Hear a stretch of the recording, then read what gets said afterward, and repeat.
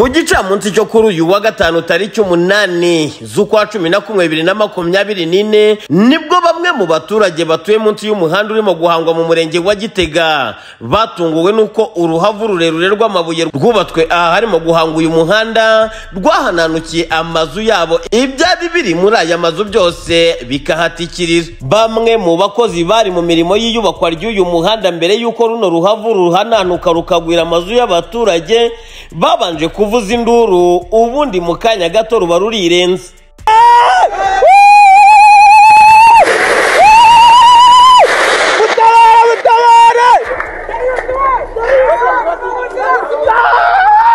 Kuri uyu wa gatandatu tariki 9 ibi byatumye twerekeza aho ibi byago byabereye, tubanza kuganira na Nsabimana Theoneste, umwe mu bakora imirimo y'iyubakwa ry'uyu muhanda. Yari saa 7 nk'iminota 50 barabirebaga. Barabirebaga ese gitenguka mu gihe gitangiye gutenguka tita gutera ku mabati inzu nyine abari baryamye bahita bavamo ko byari mu kajojoba nyine tugiye gusubira kogamana kitagihirimo. Abantu bahita bavamo ngo bavuyemo nta kintu bakuyemo nyine. Ubango sinye cyaduhaye cyatangiriye hasi hari akandi gafuta dusanga kasadutse, ngo turebye hejuru tubona kigenda kivungukaho gake gake nk'uko umutingito waza nyine kikagenda gitebera. Tuhita rero tuvuga ati reka tuburire abaturage bari munsi, tuhita tubaburira wasohotse nuko yahise asohoka nta kintu yahise akuramo. Byatwaye nk'iminota ingahe gutanga iyo sinyari no kuriduka kikagenda? Bango twatanze sinyari nk'iminota 10, hasize iminota 5 kita kiriduka. Aba baturage bavuga ko leta itagize igikora ngo abaturage barahabe babasha kubarirwa bimurwe hazapfa batari bakeya, ngo kuko uyu muhanda rwiyemeza mirimo yawuhangitse bakaba bafite impungenge z'abatuye munsi y'uru ruhavu, dore ko ari uruhavu rurerure cyane kandi ngo rwubatswe nta sima ndetse n'ibyuma bihagije byigeze bishyirwamo.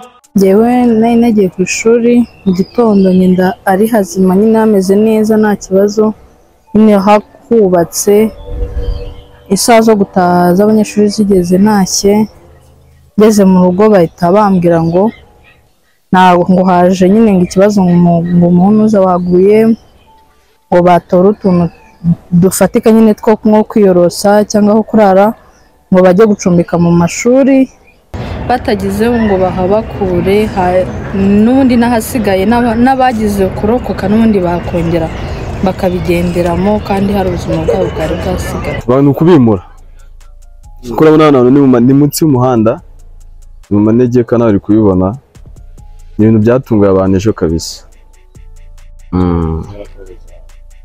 Munsi ni ubutaka bwabo buroroshye cyane, nta bintu byafata umuhanda nk'aha ngaha.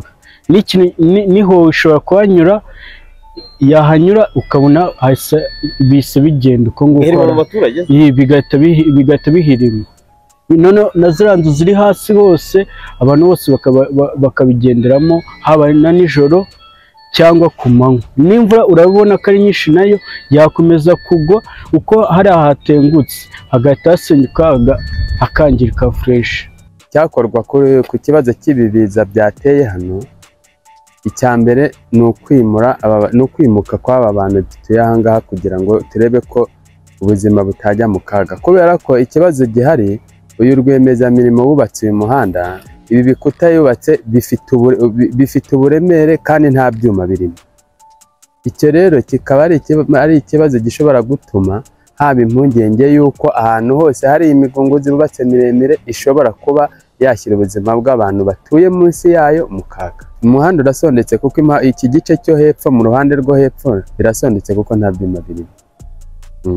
Ubundi ibikuta nk'ibi bamenyereye kubaka ibintu by'ibikuta bubaka bashyiramo amaferabeto bakamenamo na beto, ntabyo bigeze bashyiramo.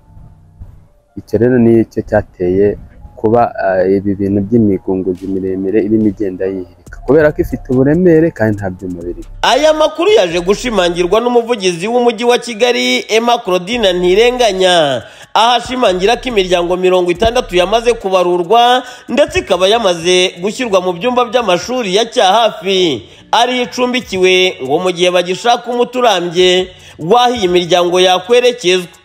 Nibyo koko uyu muhanda waridutse, sinzi niba navuga ngo no kubakwa nabi, ariko uko bigaragara ni ikibazo n'ubundi kijyanye no kubaka, cyane cyane ko no kubaka byari bitararangira, bityo iyo hagize icyangirika mu bihe byo gukora umuhanda nka gutya, cyane cyane iyo utaratangwa ngo uherezwe ubuyobozi ku mugaragaro, biba bisobanura ko ibintu byangiritse biza kubazwa uwubatse umuhanda. Muri make twamaze kubarura imiryango igera kuri 60 yangirikiwe amazu. Icyo dukora rero nk'uko bisanzwe nuko twabaye tubimuriye, twagiye kubacumbikira by'agateganyo mu byumba by'amashuri bya GS cyahafi, hanyuma turaza gutanga ubukode kuri iyo miryango kugira ngo irebe aho ibikodesheje, mu gihe tukiga ku kibazo neza, tukigana na rwiyemezamirimo ku giti cye, ariko n'abaturage ku giti cyabo bareba ikindi bakora. Rwiyemezamirimo wari waratsindiye isoko wakoraga uyu muhanda ninde? Ni Stekol. Bamwe mu baturage batuye munsi y'uyu muhanda urimo guhangwa bavuga ko icyifuzo cyabo ari uko bakabaye babarirwa bagakiza amagara yabo, ngo kuko ibyago bitera bidateganyije bakaba bafite umutima urimo guhona, ngo kubera ko imvura ishobora kuzagwa mu masaha y'ijoro aya mabuye akarindimuka akagwira amazu yabo, abatari bake bakaba bahatakariza ubuzima, ngo kuko iterambere rizira abaturage kandi rikaba rigomba kubateza imbere nk'uko biba ari icyifuzo cy'abatari bake, ngo ariko iri terambere ry'uyu muhanda bo bakaba babona ari nk'imva y'abacukuriwe. BTN TV mu murenge wa Gitega mu karere ka Nyarugenge mu mujyi wa Kigali, Ndindahiro Valence Papi.